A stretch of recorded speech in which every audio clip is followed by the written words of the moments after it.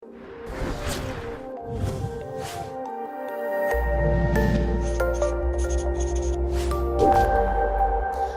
thank you for joining us. Mycom OSI has recently announced it's moving into some new areas. What's the thinking behind that? Thank you, David. Basically, Mycom is a provider for 8 out of the 10 major CSPs globally. And what we see today is that these CSPs are at a turning point, really.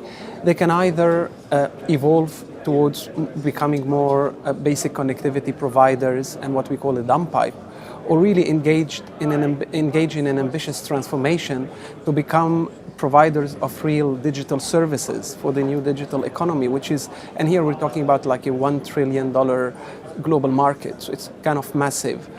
And we believe in the second transformation and the role for the CSPs. So we've built a product vision and a portfolio to enable that transformation both in the short to medium term as well as in the longer term. Okay, let's look first at the short to medium term. What do you see happening in that time frame, and what's Mycom OSI's role within that?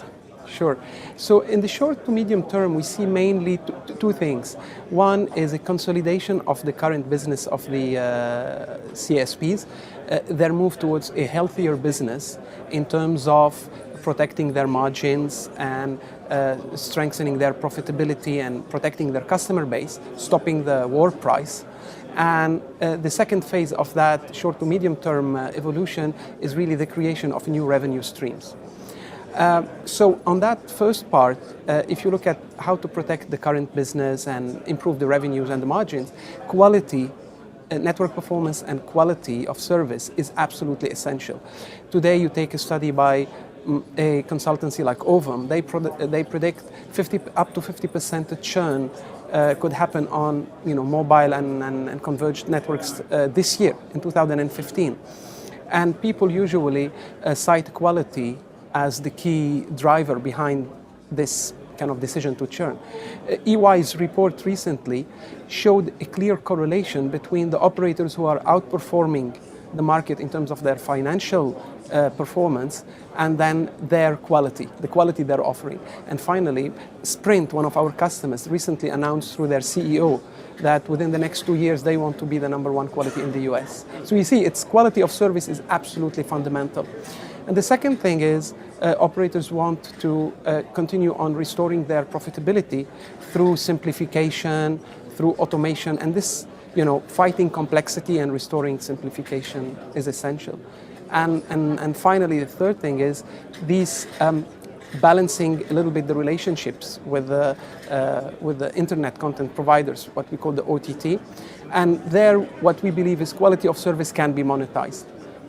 Despite the fact that net neutrality plays against it, especially in the US, but we think that things will change. Yeah. And so we are enabling our customers to monetize that quality of service. So how we are doing all of this, what's our role, is essentially in our advanced service assurance portfolio that allow our customer to manage the quality of service, to manage the network performance, to maintain their networks at peak performance, optimize the quality of service, and then be able to use that as a tool to monetize the quality of service with OTTs. Okay, so we get some stabilization in the short to medium term and then some new revenue streams. About the longer term, how do you see that playing out? And again, what's Mycom OSI's role in it? Sure. In terms of the longer term, we will have the second phase of the transformation, and that is when operators will have to move to a role where they become digital services providers. And that means they will have to completely change their business models, their organizations, their business processes, really fundamental changes. I'll give you just some examples. First, operators will become, the service providers as we know them today will deliver real-time experiences. That's why they will deploy, for example, 5G. In the connected cars world, you will need to latencies less than 1 millisecond. That's why, for example, we have joined the 5G Innovation Center to enable that. The second thing is operators will have to place their customers at absolutely the heart of their processes, and everything will have to be driven by customer insights. So hence the greater reliance on big data analytics, and that's why we've launched our offer on network and structured analytics that will enable operators like this to drive their business and their operations always with real-time customer insights. The third thing is, in the world of Internet of Things, and when the service providers will deliver these kind of connectivity services and value-added solutions to verticals such as e-health, for example, or the transport or the smart city, things that have to be done in real time and have to guarantee much higher SLAs than today, right? So operators they can no longer operate in NOCs and SOCs and call centers as we know them today. All of this has to be highly automated, and hence the ProActor, our offer that we launch on automation, that will enable that complete change in the way operators are operating today their networks. And finally, the move towards NFV and the cloud, and this is to gain agility in the way they deliver services. Hence, again, what we've announced here in Nice around the NFV orchestration and our unique really offering for the service orchestration that is driven by quality, by QoS considerations. Mounir, let's just talk a little bit more about NFV. What do you see as the sort of state of market adoption and the main barriers around NFV today?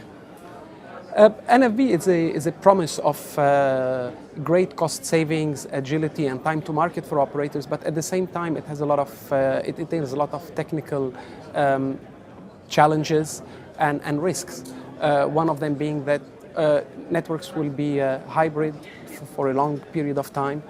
The other one being the risk on performance when you move from dedicated hardware engineered to deliver a certain functions to commoditized one.